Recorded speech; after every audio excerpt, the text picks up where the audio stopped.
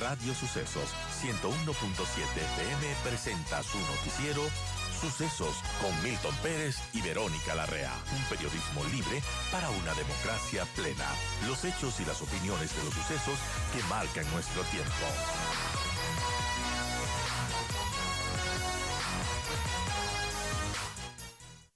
Bienvenidos amigos, vamos a empezar ya con las entrevistas y bueno, empecemos con lo más coyuntural. Yo quiero dar la bienvenida a Jean-Paul Pinto, Gracias, Verónica. máster en prospectiva y seguridad. Ayer se dieron anuncios importantes, fue la noticia del día, la noticia de la tarde, ya desde el mediodía había rumores de que se iba a dar unos recortes importantes en el estado ecuatoriano y bueno, ya se anunciaron oficialmente.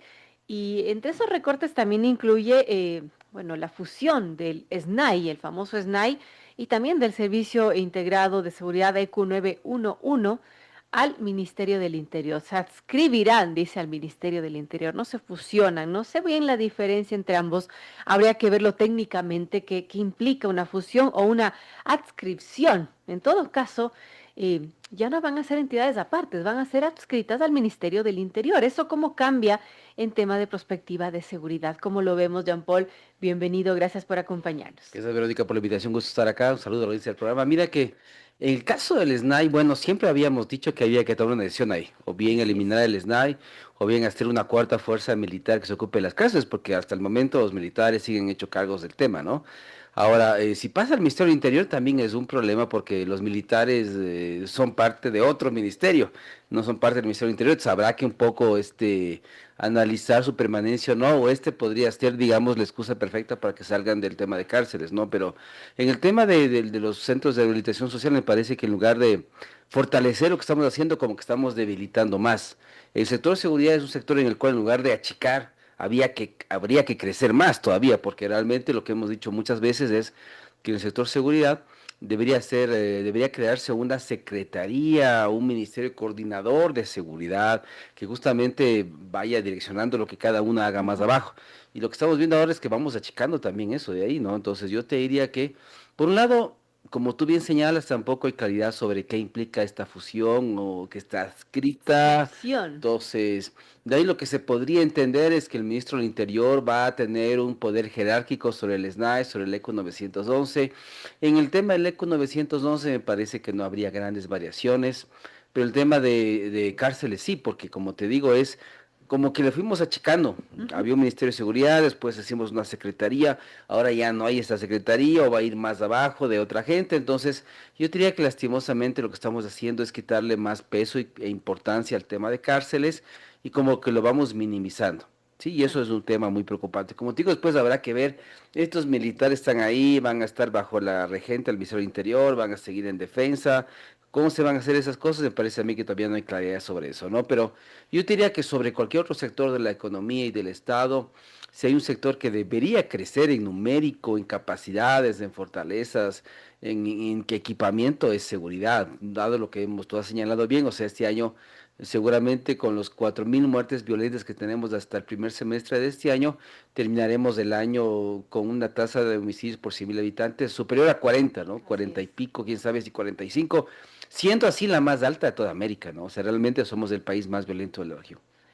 Bueno, bastante complejo esto para responder esa pregunta que yo mismo me hacía al inicio y lo estaba buscando sobre la fusión y la adscripción. ¿Cuál es la diferencia, no? Entonces se menciona que son conceptos distintos en el ámbito empresarial y legal. Una función implica la unión de dos o más empresas o en este caso entidades públicas para formar una nueva entidad donde las originales pueden o no mantener su personería jurídica, mientras que la adscripción se refiere a la vinculación de un bien personal o entidad a otra sin que necesariamente exista una fusión de las entidades involucradas. Importante conocer estos dos conceptos para, tener una mejor conversación sobre esto que es la noticia del día, que entre todas las fusiones y achicamiento del Estado, pues el SNAI y el ECO 91 pasan a estar adscritos al Ministerio del Interior. Ahora, ¿qué podría sacar de positivo, si es que hablamos de algo positivo, de esto, Jean-Paul, en cuanto a la adscripción de estas dos entidades al Ministerio del Interior?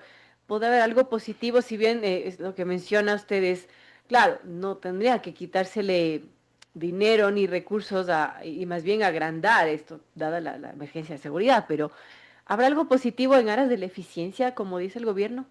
O sea, la única posibilidad que hay algo benéfico es el tema del control. Me imagino que siempre va por ahí, porque lo que intentan hacer es tener un mejor control sobre las entidades del Estado. Por eso el ECUS pasaría, digamos, adscrito al Ministerio del Interior, el SNAI igual. Pero yo te diría que lo que preocupa es lo que tú acabas de decir, es decir, en términos presupuestarios, estamos diciendo que el mismo presupuesto del Interior se va a repartir entre todos o el SNAI conserva su presupuesto, porque si no es el caso, a lo que ya está muy golpeado realmente sería un golpe definitivo y más bien con el tiempo, quién sabe si lo vamos a intentar desaparecer. Pero realmente Claro. sí es preocupante el hecho de que, por un lado, o sea, lo que intentan hacer es controlar de mejor manera las carteras. Siempre el Ministerio del Interior se ha quejado del tema de cárceles, pero Así también es. se ha quitado un poco el cuerpo porque ha dicho, eso no es mío, eso es un tema del SNAI.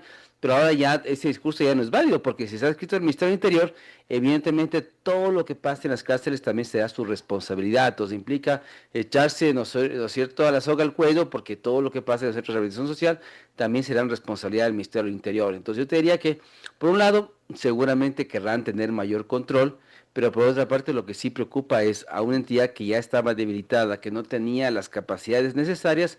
¿Qué va a pasar? Vamos a despedir gente en Claro. el SNAI, le vamos a quitar presupuesto. Entonces, esos son los temas que yo creo que deberían estar claros. Es decir, ok, vamos a tener control de la entidad, pero se van a respetar Los presupuestos, los por ejemplo. presupuestos, las Claro. capacidades, lo que se iba a comprar, porque de todas maneras, mira que en el Ministerio del Interior no debe haber las capacidades para hacerse cargo del SNAI. O Así sea, es. una cosa es el manejo de la seguridad como tal y otra es el tema del manejo especializado de las cárceles. Entonces, esperemos que esta fusión sea un tema de control, pero que no implique, ¿no es cierto?, reducción de presupuestos. Bueno, vamos a ver cómo va quedando todo, porque hay muchas dudas y de los detalles, sobre todo, que ayer la portavoz del gobierno no los dio. Y bueno, esto se verá en el traspaso de los días. Ahora hablemos, John Paul, de lo que pasa con la seguridad, con la cifra de homicidios, porque el Observatorio de Crimen Organizado daba una cifra espeluznante para cierre de este año y se estima que la tasa de homicidios intencionales cerrará este año con 50 por cada 100.000 habitantes. Esto es la cifra más alta en la historia de nuestro país y es que se cumplen las previsiones del Observatorio de Crimen Organizado. Incluso mencionaba el director de esta entidad que 9 de cada 10 asesinatos que se cometen en nuestro país son ejecutados con armas de fuego ilegales. Entonces, allí me pregunto qué está pasando con el control que se da al ingreso, por ejemplo, de este tipo de armas, o de dónde sacan los delincuentes o quienes sea que estén asesinando estas armas ilegales. Sí, o sea, esta cifra es para Latinoamérica, pero en Ecuador es mucho más específica, porque es cierto que somos la región más violenta del mundo, además de que decirlo, más de 40 de las 50 ciudades más violentas del mundo están en América Latina, y como tú has señalado, la mayoría de muertes violentas se producen en la región por arma de fuego, y en Ecuador no es la excepción. Entonces yo diría que, bueno, esto responde a una lógica de criminalidad basada en el tema del narcotráfico, no siempre la droga sube, las armas bajan, y como el narcotráfico tiene tanta capacidad económica, pues puede infiltrar lo que sea, ¿no? Entonces, además ahorita también tienes armas que son difícilmente detectables, que se pueden armar, compras Claro, los componentes componentes por y piezas. después por piezas, y eso hace muy fácil que cualquier persona pueda tener un arma Wow. como tal, ¿no? Más allá de los controles que podamos tener.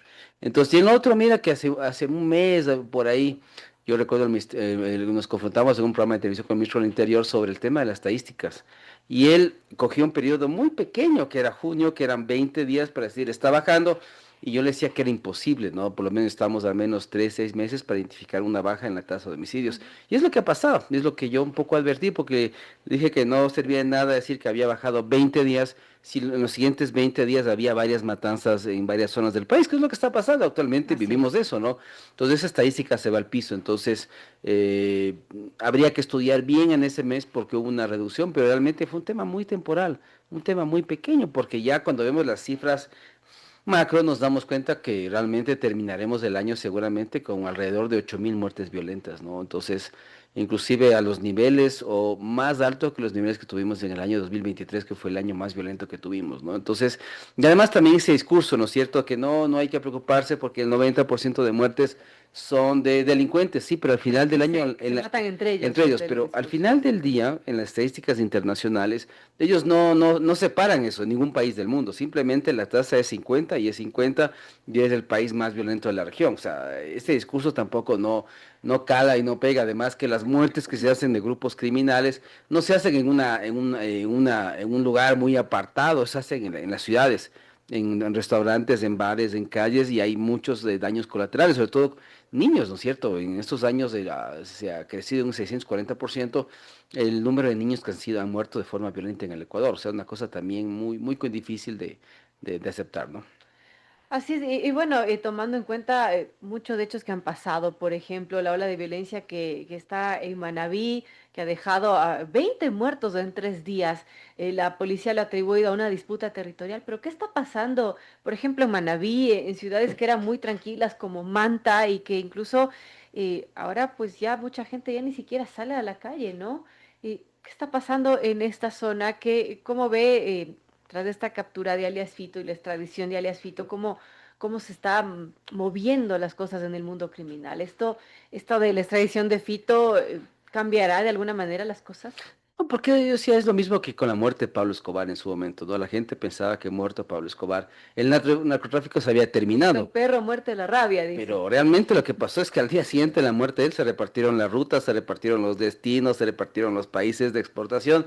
Entonces realmente Pablo Escobar dejó de ser un líder, un capo y surgieron muchos más. Y ahora mira que el problema, hablamos 30 años después de la muerte de Pablo Escobar y realmente el tema no se ha resuelto. Y lo mismo pasa acá, es decir, el que un capo haya sido capturado y extraditado no implica que las cosas se van a acabar, simplemente lo que está en disputa es su sucesión. Entonces puede ser una causa de la violencia el hecho de que pueden estarse disputando su espacio, ¿no? Ujú. En las rutas, en la distribución, la logística, pero realmente llegará su sucesor y las cosas seguirán. ¿Pero por qué? Porque la demanda en el país extranjero, en el país rico, ¿no es cierto?, que demanda drogas caras como el tema de la cocaína, no espera, la demanda no espera, es como ir al supermercado, ¿no es cierto? La gente va porque necesita comprar alimentos, en el caso de las drogas es lo mismo. Y como es Claro. un negocio tan rentable, evidentemente siempre habrá una persona que se haga cargo. Cuando se elimina un capo, se detiene un capo, enseguida se lo reemplaza, la logística sigue, la distribución sigue y la exportación sigue porque es una multinacional.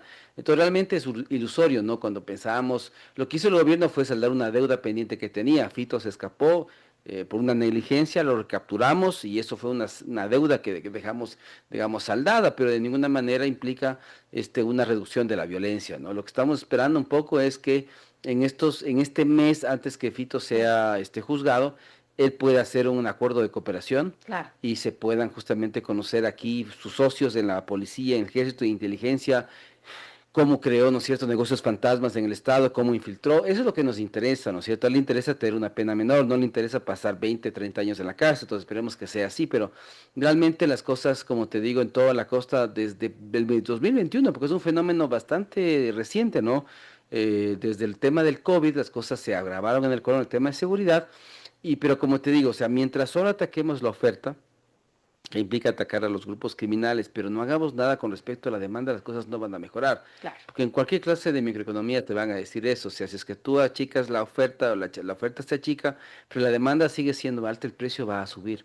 Y eso es lo que pasa en el narcotráfico. Mientras más le atacas, más le vuelves un negocio rentable porque estás eliminando algunos oferentes que se dedicaban a proveer este tipo de materia prima. Golpe para los choneros, en este caso la extradición de alias Fito. Imagino que en esta reorganización de cabezas igualmente se les complica el negocio, en el sentido que tendrán que negociar también con los otros cárteles que le proveen o que le dan el dinero allí necesitan también una cabeza visible para negociar.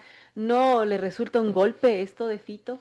O sea, es lo que te digo, no, tal vez temporalmente podría decirse que sí, pero ya desde el momento en que Fito negoció su entrega y que estaba compartiendo su ubicación, implicaba que yo creo que ellos ya tenían su sucesor más o menos ya fijo y trazado. Entonces, yo diría que las piezas se recomponen rápidamente, fácilmente.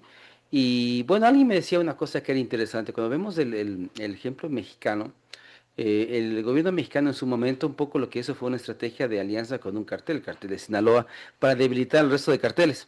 y solamente quedarse uno para negociar. Entonces el Chapo Guzmán fue informante de la DEA, proveía información para que el resto, así les eliminaron a los Zetas, por ejemplo. Pero claro, porque en un país, en una sociedad, es más difícil tener 15, 20 grupos armados muy fuertes a tener solamente uno o dos con los cuales es más fácil llegar a un acuerdo. Pero al punto en el que estamos, Vero, y que lo hemos visto en El Salvador, lo hemos visto en el Medellín, lo hemos visto en México, es que cuando tienes niveles tan altos de violencia y quieres pacificar un país, el tema de la paz mafiosa, la negociación se vuelve realmente casi inevitable si quieres llegar a un acuerdo y pacificar tu país. El ejemplo de Medellín nos da una clara muestra de que, además, mira, ahí las políticas sociales, el rol del sector privado, se unieron al tema de una paz mafiosa que logró pacificar la ciudad. No significa que Medellín no tiene problemas, pero Medellín hace rato salió del ranking de las 50 ciudades más violentas del mundo. ¿Usted Medellín cree no que es el de estos presidente Noboa reflejos. debería buscar esa paz mafiosa? Bukele lo hizo. Entonces, como estamos siendo tan No es mano dura lo que tiene disciplinados, Bukele. ¿ah? No es mano dura lo que tiene Bukele. Él negoció primeramente con las maras. Actualmente ya se tiene mucha información de que cuando él llegó al poder en El Salvador, él primeramente lo que hizo es mandar emisarios a las cárceles en El Salvador para negociar con las maras, porque era la única forma de pacificar el país. Si no, no se explica el éxito tan rápido, porque estos tipos, mira, a Medellín le tomó 22 años salir de eso. Así es. A Bukele le ha tomado un par de años, entonces es algo muy sospechoso. Siempre cuando un modelo es tan perfecto, significa detrás de eso hay una trampa. Y está claro que él negoció. Es decir, en Medellín también hubo una negociación y funcionó muy bien y las cosas salieron bien. O sea, si tú me dices de ejemplos de mano dura que hayan, sean exitosos, no existe. No existe un modelo de mano dura que haya funcionado. Pero sí existen varios modelos de paz mafiosa que han funcionado. El modelo mexicano hasta el año 2000, el modelo de Medellín después de la muerte de Pablo Escobar, el modelo de El Salvador, son modelos de paz mafiosa. Pero es que la única forma de... Y lo que es lo que intenta hacer Petro también con la paz total. No es fácil, pero después de 60 años de guerra contra las guerrillas y contra el narcotráfico en México y Colombia, ellos han llegado a la conclusión de que la guerra no es la solución. O sea, 60 años de combates no han llevado absolutamente a nada. Entonces, ¿qué implica? Que hay que buscar soluciones nuevas y esto implica buscar una paz, sentarse con los grupos criminales, con las disidencias de las FARC, con el ELN, ¿no es cierto?, a buscar acuerdos de cómo pacificar el país. Es que, dados los niveles de violencia, es imposible que por la fuerza nos podamos imponer. O sea, o nos va a tomar mucho tiempo. O sea, hay que estar claros que si seguimos vendiendo la receta de la mano dura, de la militarización, esto va a durar 10, 15 años más por lo menos en salir, con suerte, porque las soluciones están, como te digo, en quitarle rentabilidad al narcotráfico. Lo que hemos hablado siempre, el tema de Así la es. legalización de las drogas, que es otra cosa que no se quiere discutir porque es un tema polémico, pero mientras no le quitemos rentabilidad al narcotráfico, es lo que te digo, las armas van a seguir viniendo, va a haber más violencia, vamos a atacar carteles, pero como hay tantos carteles, evidentemente eso implica un cierto aumento de la violencia, la demanda no espera en los países ricos, entonces el producto debe llegar y va a llegar a cualquier costo. Entonces, no importa lo que hagamos, evidentemente esto no resultará bueno, ¿no? Y además a eso añadamos un tema también que lo hemos hablado contigo, que es el tema del Plan de Seguridad Integral, que hasta ahora no sabemos qué pasó. Nadie le pregunta al ministro de Defensa sobre ese plan. Él es mandatorio, él es el responsable y seguimos esperando hace 2 años ya este plan porque es un plan que tiene una mirada integral. Ahí Ujú. habría que meter el tema de hospitales, el tema de escuelas y colegios, la violencia ahí, el tema del rol del sector privado, porque te das cuenta que cuando solamente tienes un tema de mano dura, de militarización, no funciona. Ya llevamos casi 2 años intentando esa receta, ¿no? Y yo no sé cuánto tiempo vamos a esperar más para decir, no funciona. No funciona, ¿no es cierto? Los militares están distraídos de sus tareas en tareas subsidiarias de seguridad interna. La policía no se ha depurado, ¿no es cierto? Tenemos todavía mucha gente infiltrada. Entonces es un problema, pero no lo queremos ver, tampoco se dejan ayudar. Entonces yo no sé hasta cuándo vamos a seguir intentando un modelo que no funciona, cuando la mirada debería ser integral, multidimensional y no solamente basarse en la madura y en la militarización. Bueno, complejo este tema y vamos a ver qué sucede al final del día con estos cambios y bueno, con esta mano dura que se ha anunciado contra estos grupos delincuenciales. Gracias, Dayan Paul Pinto, máster en Prospectiva y Seguridad, por acompañarnos. Hemos hablado de las cifras de violencia que se espera que este año cierre como el año más violento de la historia de nuestro país, lamentablemente, y también de estas fusiones, en este caso esta adscripción que se hace del SNAI, del Servicio Nacional de Atención Integral a Personas Adultas Privadas de la Libertad y Adolescentes Infractores, y del Servicio Integrado de Seguridad de Q911 al Ministerio del Interior. Vamos a ver cómo se da todo al final del día. Gracias nuevamente, Jean Paul, por acompañarnos. Gracias a ustedes por la invitación. Un saludo al inicio del programa.